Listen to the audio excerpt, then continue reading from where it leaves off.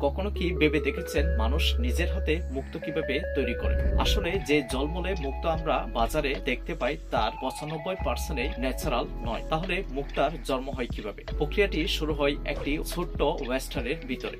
ওয়েস্টারের শরীরে যখন কোনো বালি অথবা পরজীবী ঢুকে পড়ে, শরীর নিজেকে রক্ষা করার জন্য তার উপর এক ধরনের রস ছিটাতে থাকে, যেটিকে বলা হয় নেকার। ওই নেকারেই জমে গিয়ে পরবর্তীতে তৈরি করে ন্যাচারাল মুক্তা, কিন্তু তা অনেক বেশি দুর্লভ। আর এই সুযোগটাই কাজে লাগায় আমাদের সাধারণ ব্যবসায়ী এবং বিজ্ঞানীরা, তৈরি করে নিজের হাতেই মুক্তা, যাকে বলা হয় কালচারাল পার্ল টেকনিক। এক্ষেত্রে প্রথমে ওয়েস্টারের ভেতরে একটা রাউন্ডেড কেমিক্যাল মেটাল বসিয়ে দেওয়া হয়। এই কণাটি ওয়েস্টারের ডিফেন্স মেকানিজম সিস্টেমকে অ্যাক্টিভ করে তোলে।